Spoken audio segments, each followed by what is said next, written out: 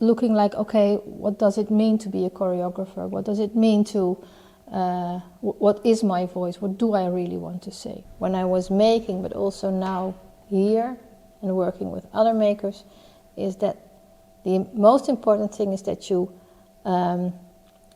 put on the imagination of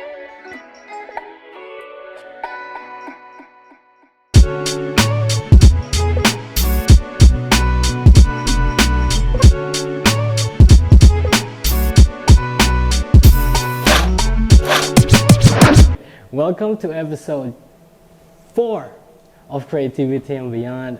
Today we have a special guest again from Dans Brabant, Nienke, but we will let her introduce herself. And today Jason is not here, but we have, of course, Maria. So Nienke, could you please introduce yourself for people who doesn't know? I can. Yeah. Do you want me to speak towards the camera? Doesn't matter, you could speak to us or camera, whichever. Well, I'm Nienke Rooijakkers. From on November 22 now, I think. I'm the artistic leader of Dans Brabant.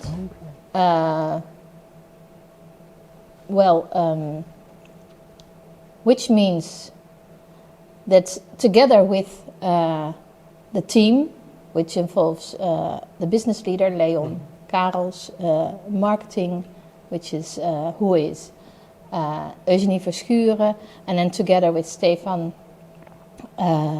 Bikker, who is doing sales, or sales is he's doing sales, but we call it spreading. Is that a proper? Promoting, spreading and network development. And Delphine Vincent, who is doing productions. We are together the team of Dans Brabant now. So it's not. It's really a job we do together. Yeah, I mean, an organization has to function with a lot of different legs. So to be involved in arts. Were you an artist before? Were you? Really years ago. I was educated as a theater director, so in that sense no dance, but a lot of language. Still, so I think I was for 15 years making theater, and maybe it's nice to say that because it was really language based what I did, but I think the way I approached language is that it's something. It's an activity. It's something that comes out of the body, in a way. So it's really about presence and being present while talking and while listening. So in that sense, for me, it was always a sort of physical approach. So in that sense, that's a little link to what I'm doing now. And after that, I became dramaturg and education manager at Cinedans, which is a dance film festival in Amsterdam every year. And I was doing there, besides the dramaturgy, I was doing talent development and educating, I think, at all dance departments in the whole of Netherlands, doing projects with students making dance film. And also coaching dance makers who wanted to make a film. Those sort of things. So that was how I was more involved in dance, and that's also how I learned to know Dans Brabant, because I coached, for instance, Sabine Molenaar and Gigi Sohn. I got acquainted with Christel van Issem. So that's how we met, and then at some point bloom from there. I was here. Well, actually, I'm curious. What inspired you to get into this industry, on your early days, like the arts? The arts in general? Ooh. Well, I think it's. Well, the funny thing is, when I was still in high school, I was living in the north of the Netherlands, and there was not so much going on. So at some point, I got involved with a theater piece, acting, and I liked that so much. So I thought, well, I'm going to the toneelschool, and then I got a leaflet like, okay, what is going on at the theater academy in Amsterdam, because I really wanted to go to Amsterdam. And then it said that there was also a school for directing, and I thought, that's better, because then I'm in charge. Yeah. In that sense, that I think then that's where I can make what I want to make, instead of being in a story that someone else wants to tell. Yeah, so that was how. So, yeah. And from that time on. Yeah, that's. And I always liked. I think I wanted to say language, but it was always in a combination with the sense of being there on stage. Yeah. What I really like and still like. Yeah. That's also, in that sense, the step from dance film to here performance again was for me. Well, I really like a good dance film. There's nothing wrong with it, but I really like to be involved again in live performance. Yeah. And in the whole process of making a performance and thinking about a performance and thinking about what you want to make and what kind of consequences the ideas and the concept has, and how to make it happen. Yeah. And do you still have some of your works, dance film-wise, like that people could see on the internet? Well, I never make a dance film myself. Okay. So then I was really a dramaturg and talent development. And the performances I made, because theater is gone as soon as it's not being staged again. I think, well, there was also another side track that I was busy with sound and sound walk, so that's still there, but has not so much to do with the work I'm doing. Yeah, that's true. But at least you have an idea on everything that goes around in the production. Yeah, well, I think because it's not so important that what I've done art-wise, I think, but I think what might be interesting is as an artistic leader, and also being busy with young or mid-career makers who are most of the time perfectly capable of making their own performances. Right. But still, of course, we are coaching here, and I think what I can bring in is the knowledge and the experience of what it means to make, and what a trajectory of the very first start of a concept towards trying to raise money for it, and then going to the studio and those sort of things.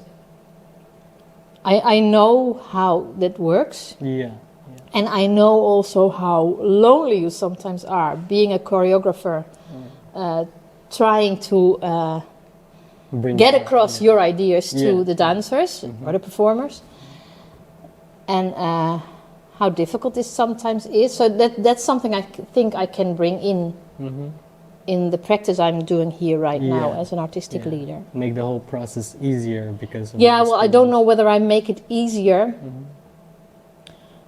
Well, maybe it's good to say something about what Dans Brabant is, because we started out like I think 11, 12 years ago as a talent development place, or ontwikkelingsplek, like a development place for young choreographers, and also with the ambition to stretch a little bit the borders of dance, the discipline of dance.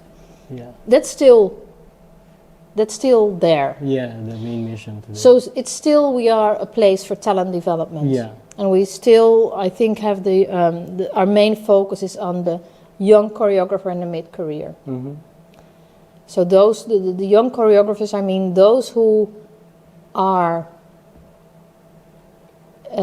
have found a little bit their own voice, and we try to support them with giving this shape and bringing it out in the world. Yeah.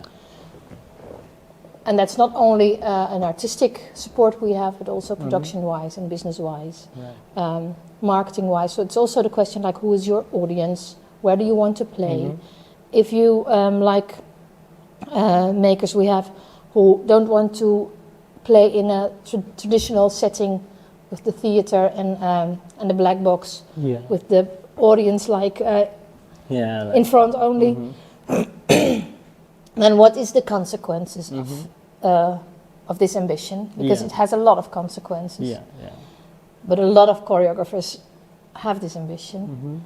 So those are also things we are in dialogue with the makers. And I say also choreographers who are about to find their voice, because it's most of the times there's the makers we are really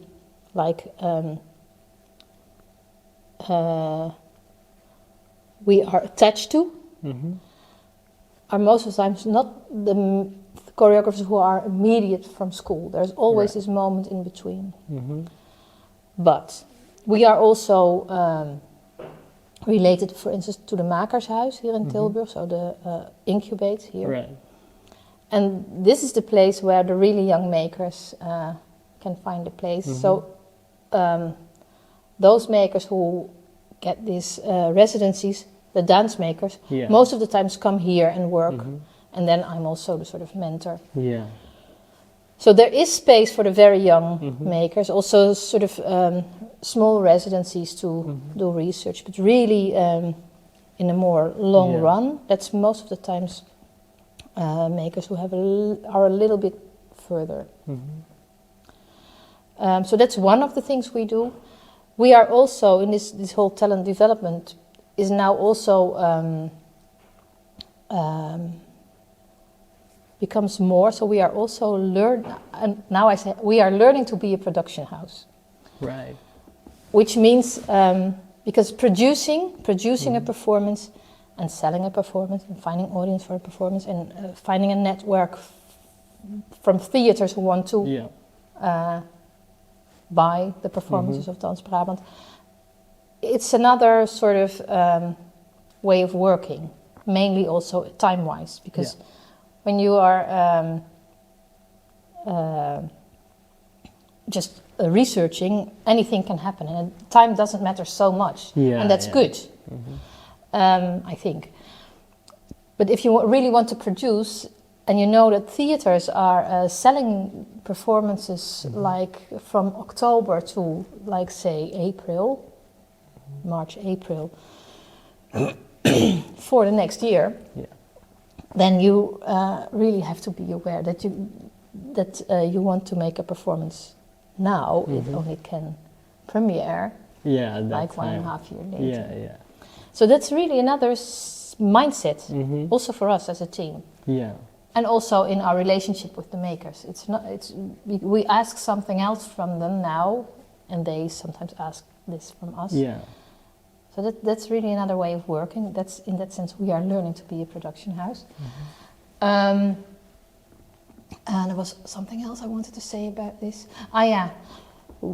The question why we have this ambition is that we thought that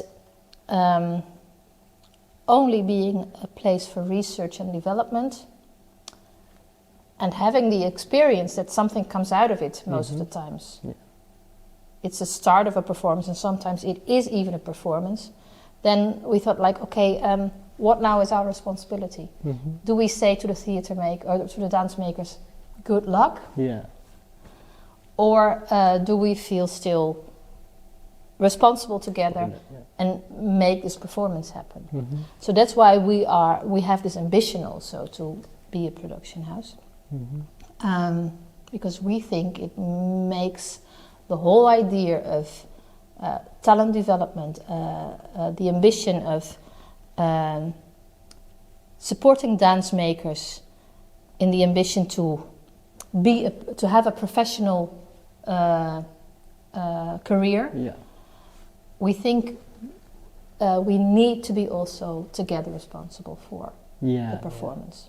But it's not like something you do. It's a process. Do you like sell the pieces to theaters or whatever space are there to perform, or do you like give the contacts to people or knocks on doors in case, like, for example, you have a piece, right? It come a residency thing, the end result, there are end result that it's like a performance in, and then what Dans Brabant will do, like sell it to theaters or give certain contacts to the choreographer to say like maybe you could perform it here or do it there? No, we sell, but we don't sell at the moment that the performance is there. We have to sell it before. So that's what I mean about this whole different way of working time-wise.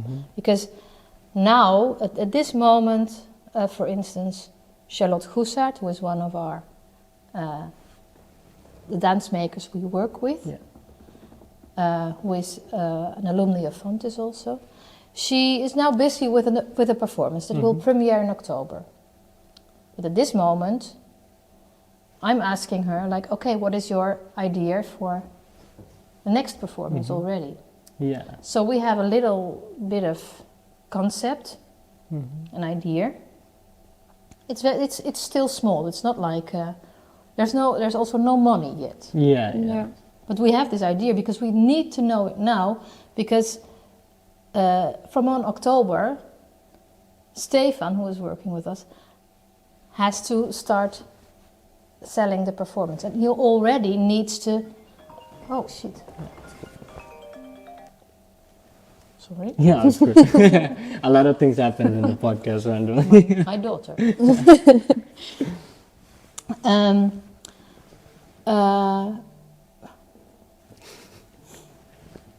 I thought I put it on. Oh, it is. Okay, no. We're back after commercial break. I think I was saying, about this. So I'm asking now, Charlotte, like, okay, what is your idea? So Stefan can start selling from on October, but already now he knows, like, okay, there's something going on, there's an idea. If I meet a programmer who is interested in Charlotte, I already can say him now that Charlotte has another project going on. So that's the whole, that's a totally different practice. But to answer your question very simply, we are also responsible for selling. So it's not like, okay, here is our, here are our contacts. Good luck. And of course, we need the help of the makers also. But do you also like to have like certain makers that you work with and you keep working with them for longer, like kind of house makers, or do you like to keep searching or keep finding new people the whole time, or a bit of balance in between both? It's a balance. We believe in what we say long lines, so in sustainable relationships. So we are working now at this moment. The sustainable relationships are with Charlotte, with Anthony van Gogh, with Simon Bus and Alessia Dobisch, and with Karel Tuitschaver. So those are makers we, for instance, Karel we are working with for years and years now already. Charlotte from on 23, Simon also, and Anthony and Alessia are also connected to Plan Brabant. I can also tell something about that. So those are the makers we work with for more years, and then there are some. We are always busy with keeping track on what is happening and who is working. And as well as I go outside, we are always also open if people are interested in us. with a little bit of we also get a lot of questions like, okay, can we come over and have a coffee? Which is also not always nice, and it's always good to ask and to email us. Yeah. Yeah. We try to combine it always with activities we have here, or with an activity outside, or to make the talk more practical. Yeah. Yeah. Or practical in the sense of that you have something to talk about. Because if my only talk is I tell about Dans Brabant, and a maker is telling about their work and Their ideas, piece, then it's only words, and that's sometimes so. Yeah. It's not like looking for a way to get it. So in that connected. sense, that's maybe also a question. I don't know whether you wanted to ask it, like, how do I get into Dans Brabant? How can I get in contact? Yeah. Because that's a lot of time the question we get. Yeah. Is that we are always open, but the best thing to do is join activities we have here. Yeah. Sometimes if you have a practical question, you can always ask. And if there is time, we are always willing to answer and to support. Yeah.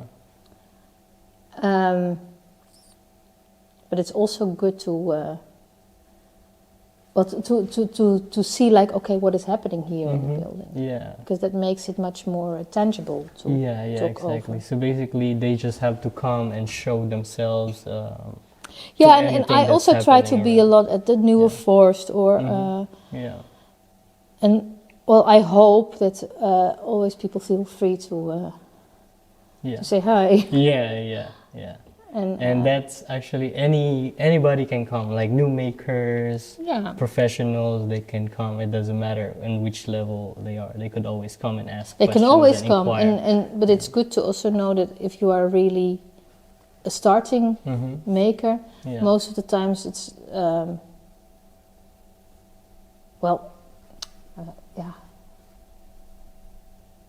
it's not like, well, the simple thing is, it's not like we have a big wallet. Yeah. That's also good to know. So we try to support in any way we want. The capital we have is 2 studios, and that's something we like to share as much as possible. Yeah. And maybe more in the future. Hopefully. How do you mean? I mean, a bigger space in the future. You're gonna get more extra spaces. I don't think so. No, it will not be bigger. Yeah. No. Oh. But that's amazing. But right now, Dans Brabant is still in the process of transitioning to become a production now. So nothing yet has been done. Like, well, we of course we already have performances, like the performance of Anthony van Gogh, which he made in the end of 23, performed last year, and is also performing now again during Roadburn in Tilburg also. And the new performance of Charlotte Goesaert is premiering at the Nieuwe Forst in October. So there's a lot of things going on. Yeah. We are producing now the new performance of Alessia and Simon. Yeah. Yeah. Yeah, it's actually theater here in Tilburg is actually pretty big. I wanted to ask, because I moved here in Tilburg back in 2017, and I don't know how long have you been like in the city for? Yeah, well, to be honest, I'm not even living in Tilburg. I'm living in Amsterdam. Oh, so you came from Amsterdam to come here? I always travel. Oh, wow. Well, we appreciate you coming here and doing this, or driving an hour and a half. It's the nicest job I ever had. With that being said, how different the scene in Amsterdam and Tilburg is comparison? Like, I mean, there's always a pros and cons, but like, how big is the difference? Yeah, I always find this difficult. Of course, it's different. It's smaller. Yeah.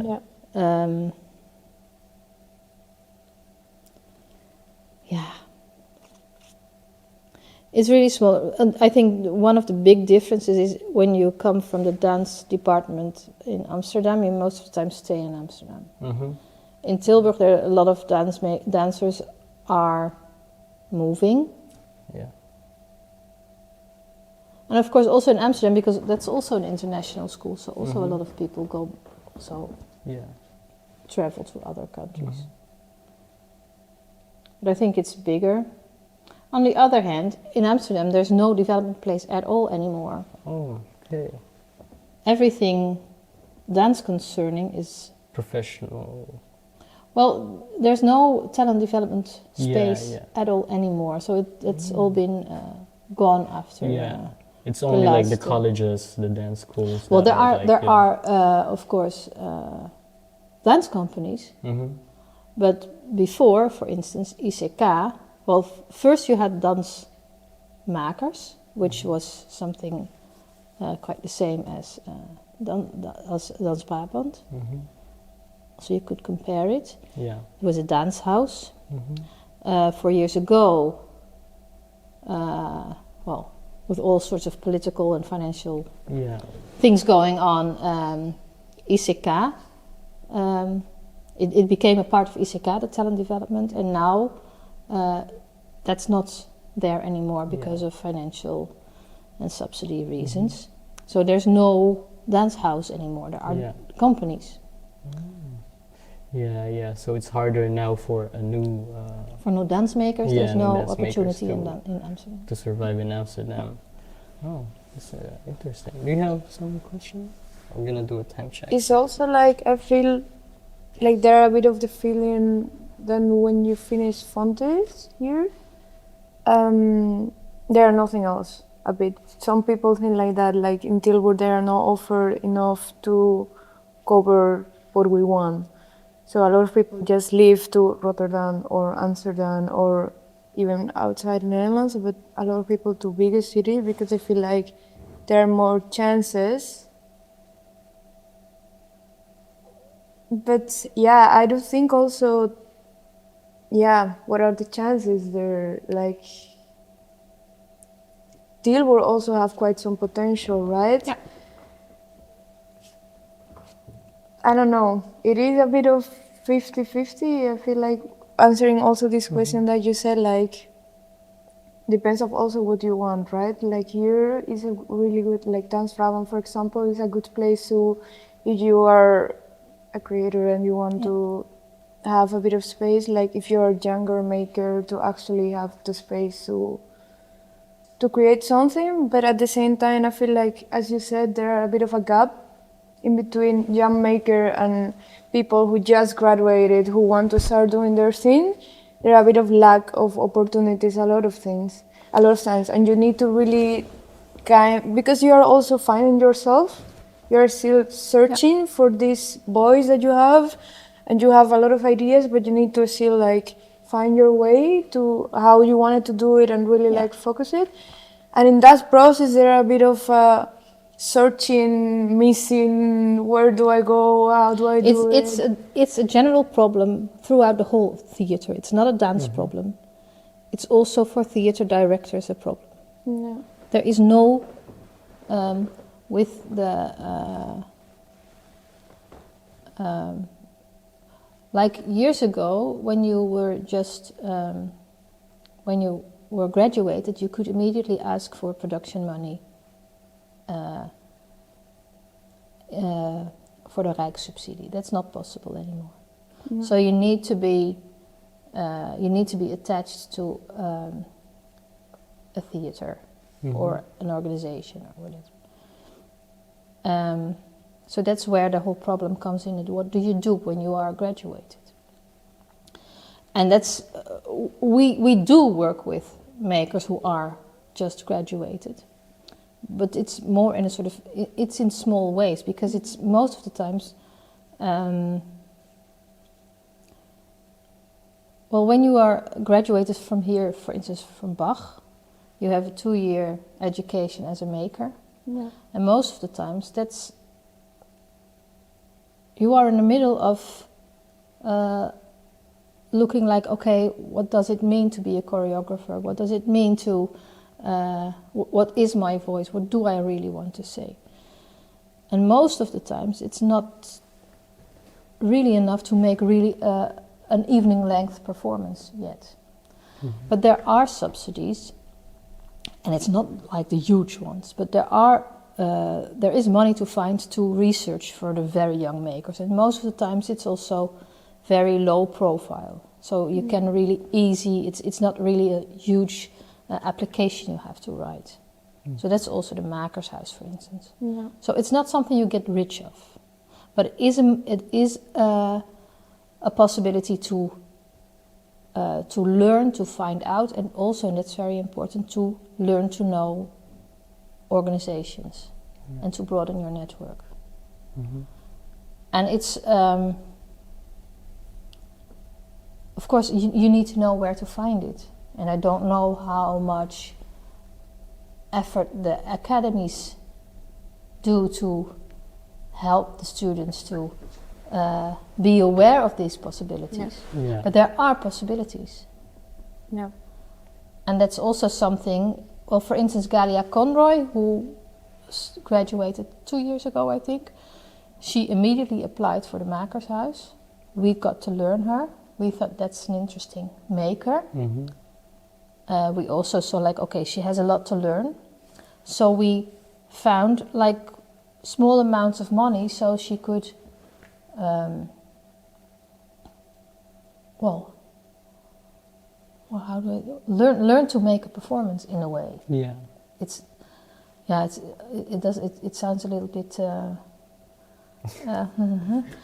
but that's not what I mean. But it's like it's to just develop- to do it in a very low yeah. pro, to do it in a safe environment. Yeah. You allow her to make mistakes and learn from that. So those are the possibilities. So it's not that we don't work with the very young makers, but we're not really getting out with the very young makers. Yeah. So, but I think it's also necessary to have this sort of like the production layer, to say so. To have this, to keep this a vivid layer, we need the researchers, the young ones, but maybe sometimes also old ones who say like, okay, I'm lost. I need to use your studio for 2 weeks. Like Piet van Dijken, for instance, who is really, well, it works fine. His performances play like all over the world. But he says also like, okay, but sometimes I need to get back in my cloister and find things out. Can I use your space for it? Can we do? Can we cooperate in this? Yeah. And we need this sort of vivid, explorative. You never know what's happening. Space around the production work. I think, and that's also how, of course, you learn to know new people. Yeah, and also about yourself and. Yeah. So I hope this is clear. Time flies. It's crazy. So we're gonna slowly wrap up. Just a couple more questions. So for the new makers, new artists, is there like any tips or advice that you could like give them before they enter?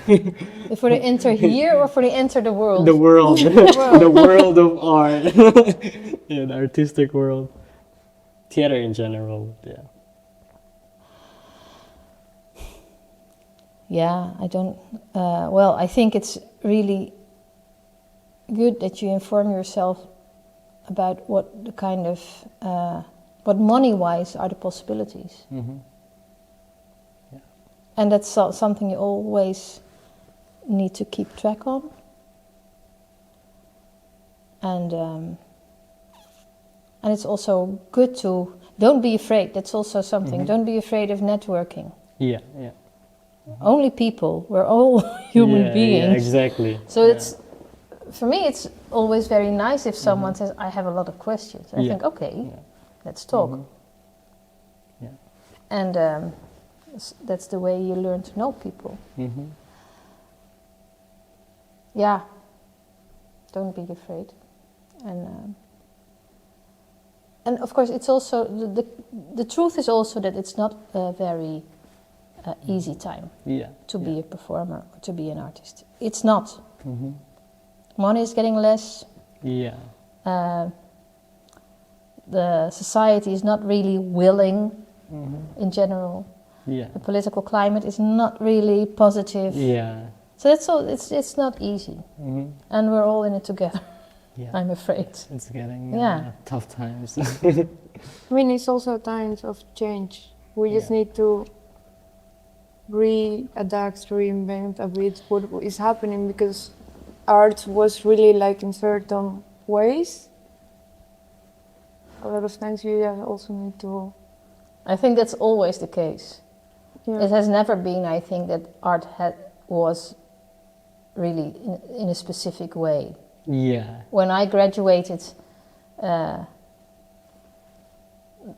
already the whole idea of interdisciplinary was going on. Yeah. 30 years ago. Yeah. Yeah, I actually wanted to ask, And like, how it progresses from back then up to now, like, the industry, like, how many changes you witnessed throughout this time. But yeah, it's a long, it's gonna be an hour. Yeah, it's a lot, and it's all, and at the same time, it's always the same. Yeah. Yeah. To be honest, I couldn't say anything about how many changes. Yeah, it's just very subtle, but you just feel it at some point. Yeah, and it's never. Well, art is not something you that gives money most of the times. And sometimes art is also difficult in the sense of that it's confronting. In a good way, it's always confronting, but it doesn't mean, or that means that sometimes it's not. Yeah. With that, actually, I wanted to ask, like, maybe it's better to hear from you how important for artists to learn about business, because most artists never care about this. They just want to share their art, create, and stuff like this. So they never care about the business aspect of it for themselves. Yeah. So they're selling themselves shorts, and some companies, whatever, they try to exploit this, and how important. Yeah. Well, of course, it is important. Yes. And then it comes to the definition: what is the business? And there's also the case, like, who are you as a person? How do you want to relate to it? Because at some points there are makers who really feel comfortable with being an entrepreneur and doing their own thing, and it really matches. And sometimes there's a maker who is really not comfortable at all as an entrepreneur and is really only focused on his own thing. Yeah. And still it works.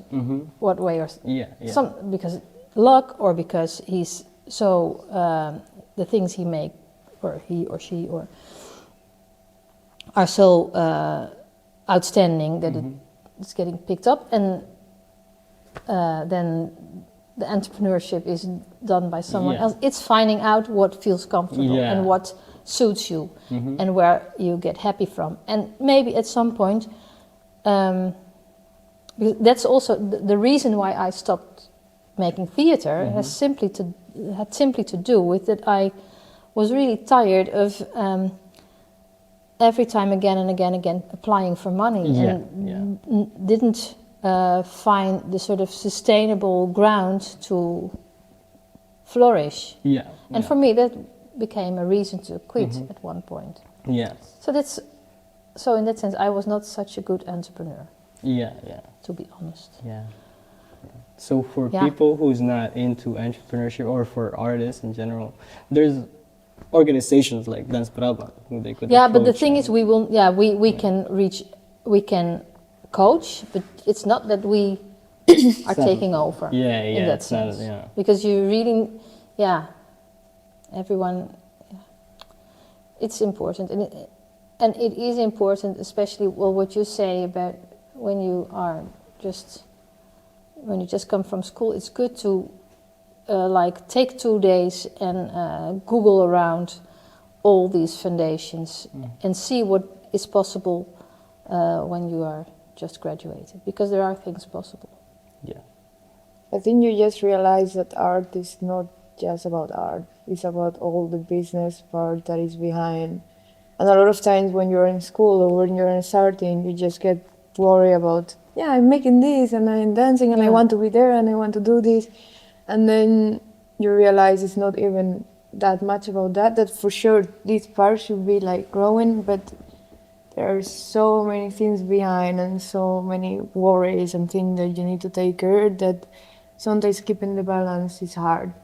Because as you said, like for sure some people are really lucky and they are worrying about making stuff and they can fit into some things and maybe they get really lucky, but for a lot of people the reality is that you need to apply and to search and to Everyone needs to apply. There's no one who can at least, or it's something that you are really, that you can make money with the art immediately, but everyone needs to apply. Yeah. That's funny, that's something, that's funny, especially with dance academies, the whole idea to because applying in the end is about words and is about knowing what you, putting your concept into words or having a concept in advance. And how to communicate this, that could be good if that would be part of the curriculum. Yeah, a lot of times it's not what you say, it's about how you say it. Yeah. A lot of times I feel like it changed a lot in the way that you present it, if it's good or if it's not. Yeah. Good or not. I don't mean like there are things good or not. Yeah.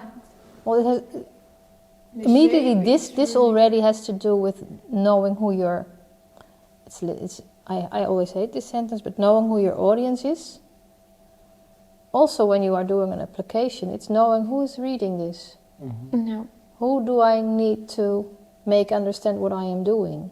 Yeah. Because it's something else to make your classmates understand what you are doing than make a team of advisors from which the half is not from dance and does not know the dance vocabulary to understand what you want. And also from substitute to substitute, because they have the focus in certain things, you need to play with that things around. And Yeah. It's a complicated world, eh? Yeah. But okay, now we're gonna wrap up to towards the end. We always ask guests these questions. This last 3 questions. What does creativity means for you? Because everybody has our own meaning to this.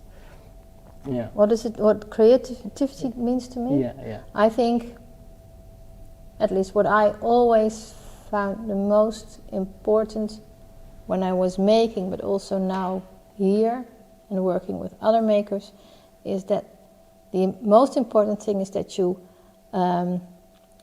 put on the imagination of your audience. Right.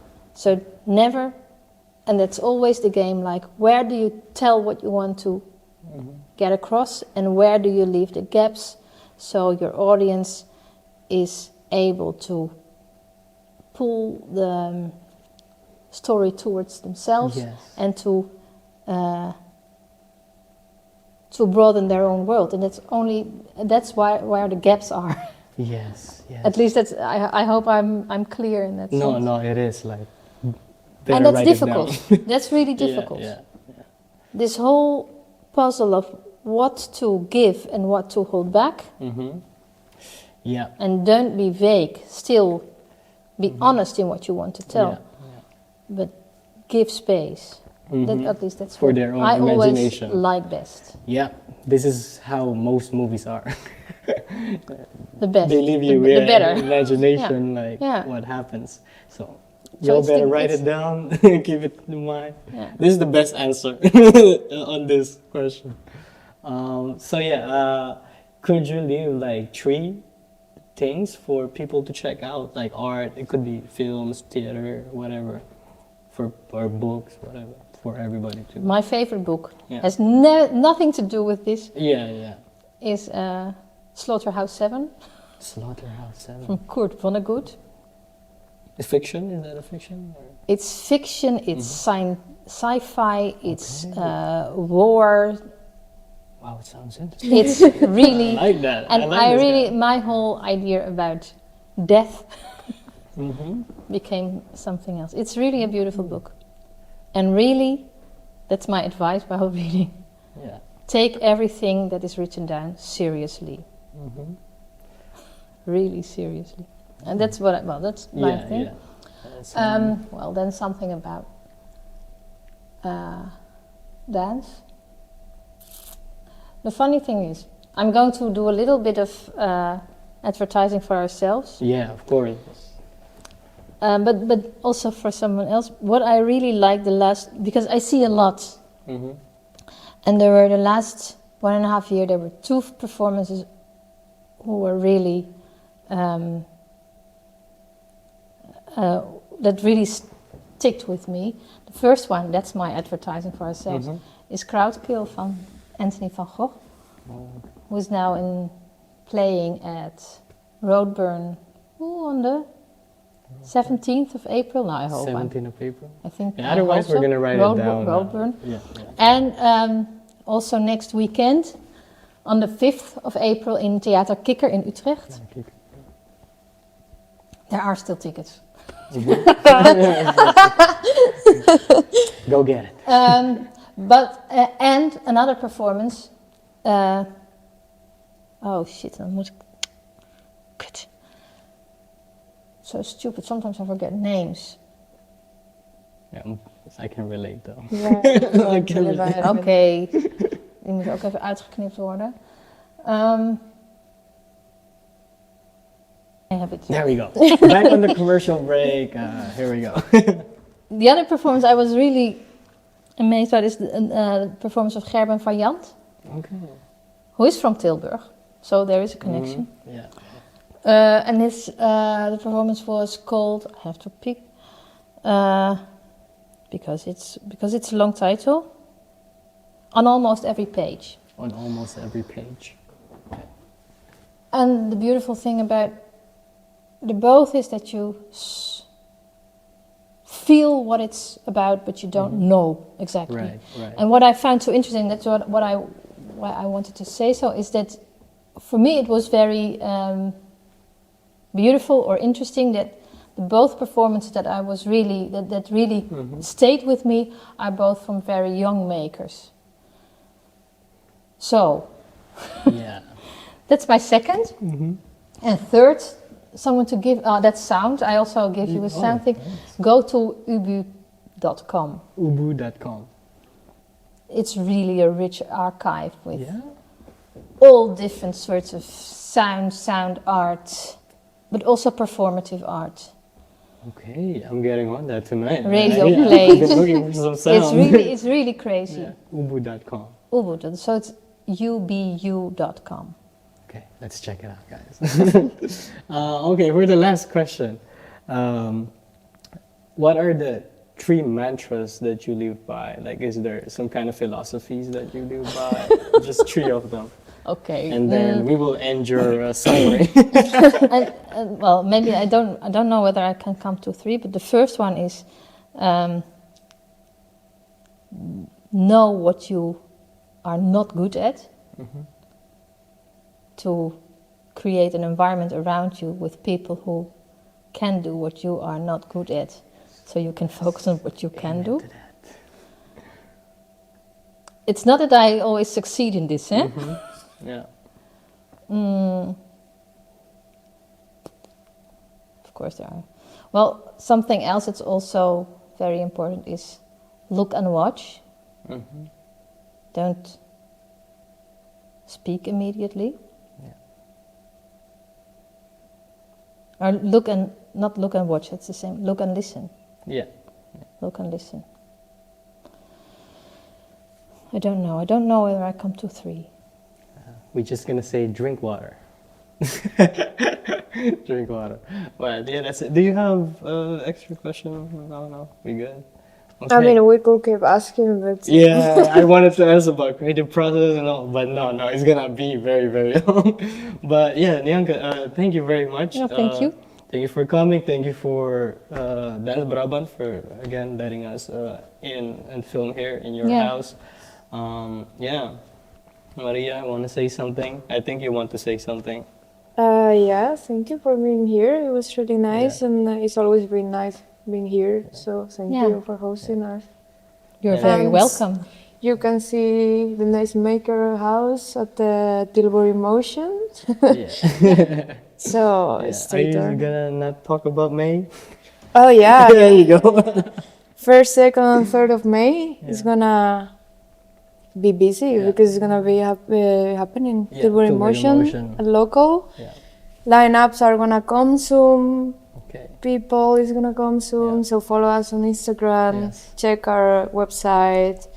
A lot of information is coming soon, and we are really happy also to have this collaboration with Dans Brabant and with a lot of different artists. So And we are happy to be involved in Tilburg Emotion. Yeah. Yeah. All the organizations now are collaborating. Yeah. And my film is gonna be showing there also, so some nice check it out. artists. Yeah. And that's it. This has been episode 4 of Creativity and Beyond. And it's me, CJ, Maria, and our guest, Nienke. Bye bye. Till next time. Bye. Oh, that's good.